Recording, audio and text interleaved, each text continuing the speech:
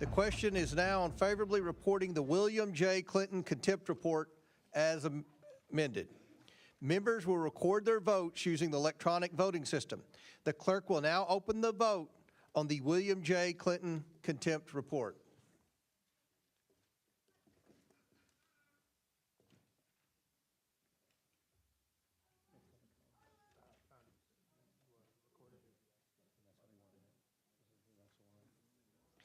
Have all members been recorded who wish to be?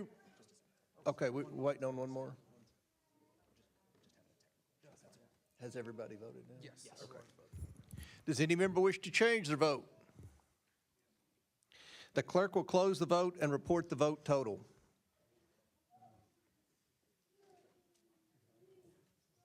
Mr. Chairman, on this vote, the ayes are 34, the nays are 8, with 2 voting present. Pursuant to this, the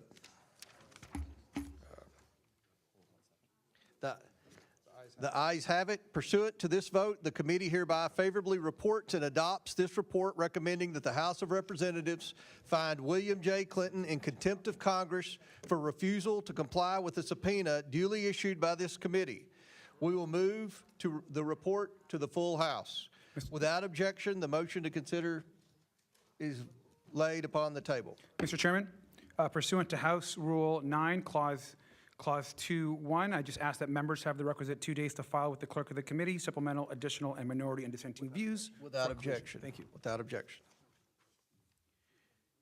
The question is now on favorably reporting the Hillary R. Clinton contempt report as amended. Members will record their votes using the electronic voting system. The clerk will now open the vote on the Hillary R. Clinton contempt report.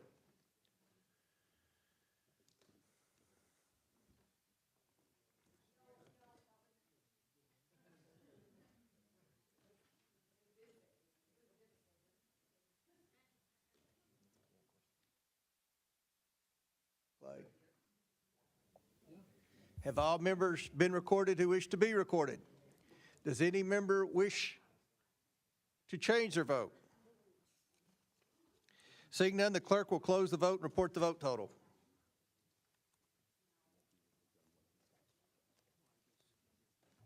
Mr. Chairman, on this vote, the ayes are 28, the nays are 15, with 1 voting present. The ayes have it. Pursuant to this vote, the committee hereby favorably reports and adopts this report recommending that the House of Representatives find Hillary R. Clinton in contempt of Congress for refusal to comply with a subpoena duly issued by this committee. We will move the report to the full House. Without objection, the motion to reconsider is laid on the table. Today, the House Committee on Oversight and Government Reform meets to advance 2 resolutions recommending that the House of Representatives find former President Bill Clinton and former Secretary of State Hillary Clinton in contempt of Congress for refusing to comply with duly issued subpoenas. The committee does not take this action lightly, but subpoenas are not mere suggestions. They carry the force of law and require compliance. Former President Clinton and Secretary Clinton were legally required to appear for depositions before this committee. They refused. As Democrat Ranking Member Garcia stated, and I quote, "Defying a congressional subpoena is highly illegal," end quote. He also stated, and I quote, "No one is above the law." Actions have consequences. 6 months ago, Republicans and Democrats on the House Oversight Committee's Federal Law Enforcement Subcommittee unanimously approved deposition subpoenas for the Clintons by voice vote as part of our investigation into the federal government's handling of the Jeffrey Epstein and Ghislaine Maxwell criminal cases. More than 5 months ago, I issued those bipartisan subpoenas. The Clintons' testimony is critical to understanding Epstein's sex trafficking network and the ways he sought to curry favor and influence to shield himself from scrutiny. Their testimony may also inform how Congress can strengthen laws to better combat human trafficking. Since issuing the subpoenas, this committee has acted in good faith. We've offered flexibility on scheduling. The response we received was not cooperation, but defiance, marked by repeated delays, excuses, and obstruction.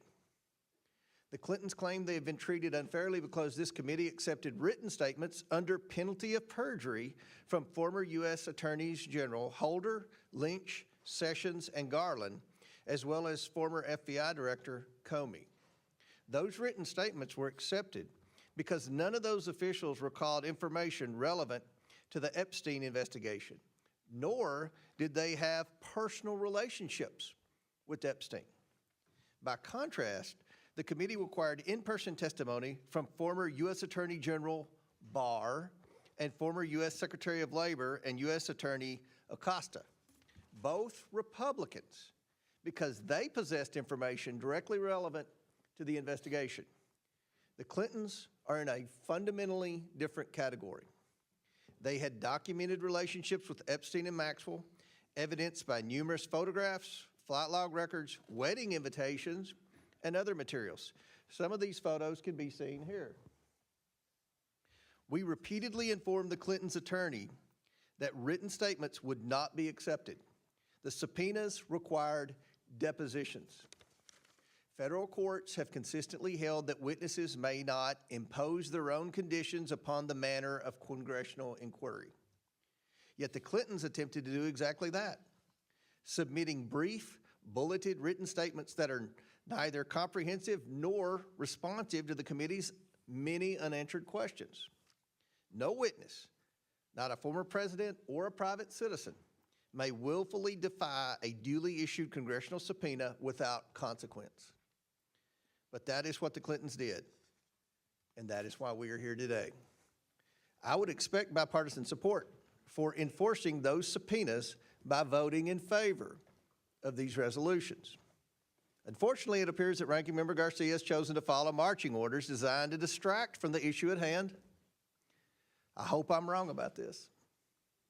Over the weekend, Ranking Member Garcia made clear that Democrats intend to divert attention from the Clintons by instead calling for Attorney General Bondi to be held in contempt. The difference is clear. Attorney General Bondi and the Department of Justice are producing documents.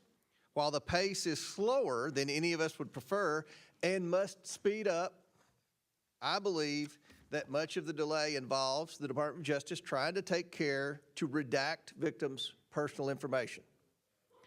By contrast, the Clintons have flatly refused to appear at all, despite repeated warnings that the committee would move forward with contempt proceedings. Today, the Clintons must be held accountable for their actions, and Democrats must support these measures or they will be exposed as hypocrites. We must do what is necessary to uphold Congress's investigative authority, which is imperative to the legislative process. Subscribe to One India and never miss an update. Download the One India app now.